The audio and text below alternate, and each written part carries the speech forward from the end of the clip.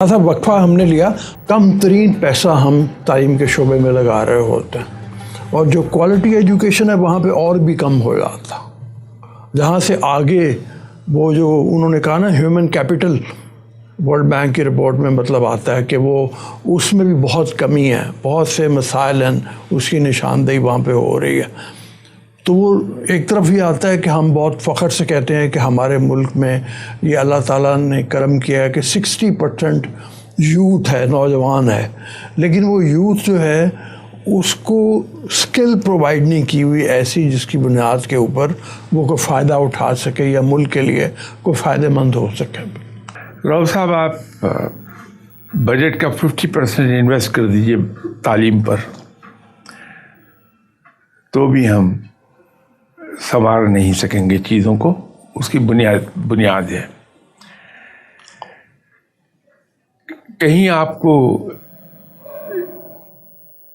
ہلکا سا بھی کوئی انڈیکیٹر ملتا ہے کہ ہمیں آج سے 5 سال کے بعد کتنے میکینیکل انجینئرز چاہیے ہوں گے، کتنے الیکٹریکل انجینئرز چاہیے ہوں گے، کتنے الیکٹرانک انجینئر چاہیے ہوں گے، سو آن سو فورتھ، ڈاکٹرز، یہ وہ. کہیں کوئی ایسا پلان ہے آپ کے پاس؟ ہم نے نہیں بنایا ہے.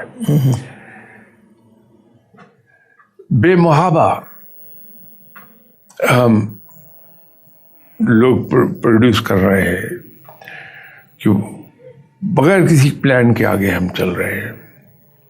ایک بات تو یہ ہے، ہمارے جو ٹیلنٹڈ بچے ہیں وہ اعلیٰ تعلیم کے لیے ملک سے باہر جاتے ہیں. کیا ہم ان کو وہ انوائرمنٹ دیتے ہیں کہ وہ پڑھ کے آ کے واپس یہاں کام کر پائیں؟ اگر کوئی آ بھی جاتا بھولا بھٹکا، کچھ عرصہ ٹکرے مارنے کے بعد مایوس ہو کے واپس چلا جاتا.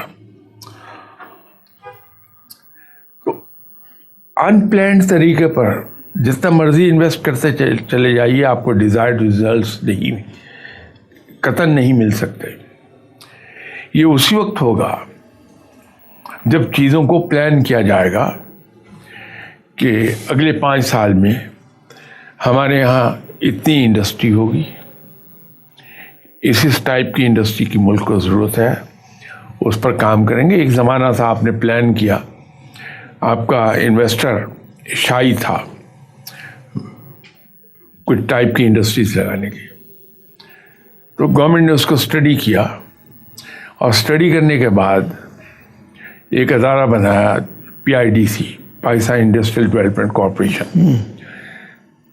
اس کے فردر 2 ذیلی ادارے بنے، WPIDC، west Pakistan industrial development corporation, and EPIDC، east Pakistan industrial development corporation.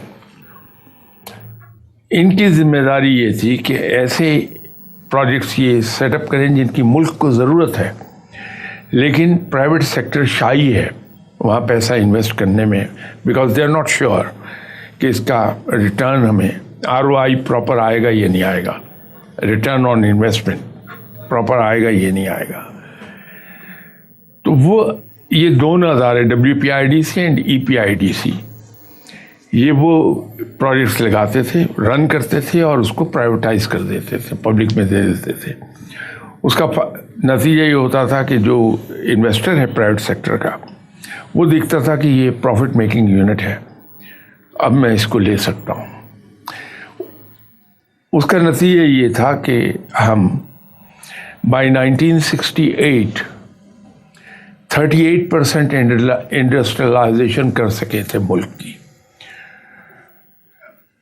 یہ ممکن صرف ایک طریقے سے ہوا تھا کہ پلانڈ ہے، باقاعدہ پلان کیا تھا. انڈسٹریلائزیشن ہر سال اتنی ہوگی ملک میں، اس پر ہمیں اتنے لوگ اس طرح چاہیے ہوں گے. تو اداروں کے اندر اس طرح سے کنٹرول کیا جائے، ان سین، ویزیبل نہیں ہوتا، انویزیبل کنٹرول ہوتا ہے وہ. اور ہم اپنی ضرورت کے ایکسپرٹس پیدا کرتے ہیں اپنے ملک کے اندر، جن کو ہم امپلائے کرتے ہیں، یوزفلی امپلائمنٹ. یہ کرنا ضروری ہے، لیکن جس طرح سے ہم ملک کو چلا رہے ہیں بے محابہ، اب ہمارا یہ ہے، یہ اداروں میں بھی ہوتا ہے. میں تو حکومت کا حصہ نہیں رہا، نہ میں کوئی ایکسپرٹ ہوں، نہ میں نے کوئی تعلیم پائی ہے، کچھ نہیں کیا، لیکن اداروں کا تجربہ ضرور ہے. ابھی پتہ چلا، میٹنگ ہوئی، معلوم ہوا کہ صاحب را میٹیریل کی بڑی کمی ہے، اس کی وجہ سے پروڈکشن افیکٹ ہو رہی ہے.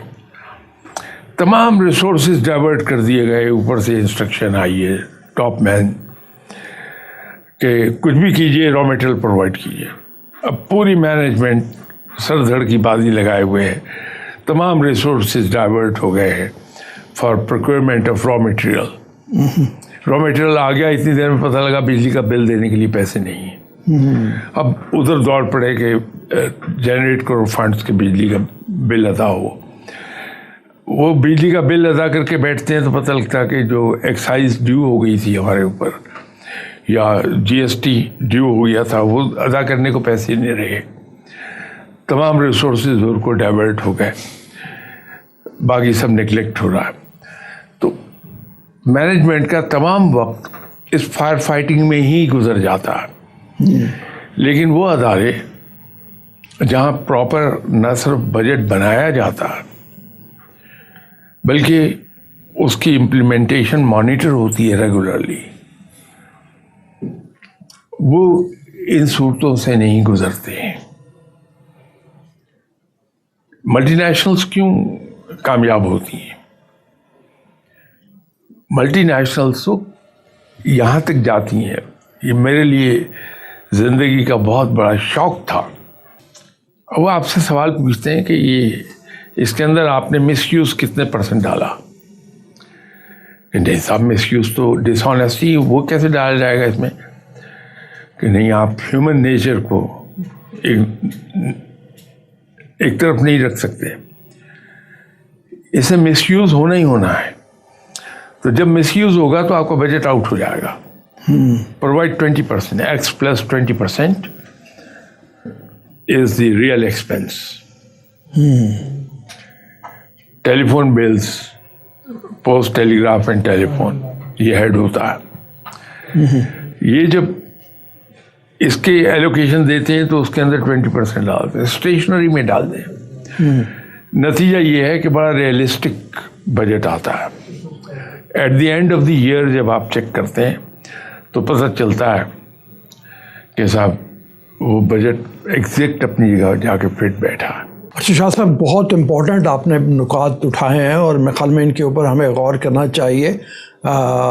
جتنے بھی پوائنٹس ہیں، مطلب بجٹ کے حوالے سے ہوں، ڈیولپمنٹ پروجیکٹس کے حوالے سے ہوں جو آپ ارشاد فرما رہے تھے، اور اگر ادارے بھی اور حکومتیں بھی اس کے اوپر عمل درآمد کریں تو میرے خیال میں بہت فائدے کی بات ہو سکتی ہے.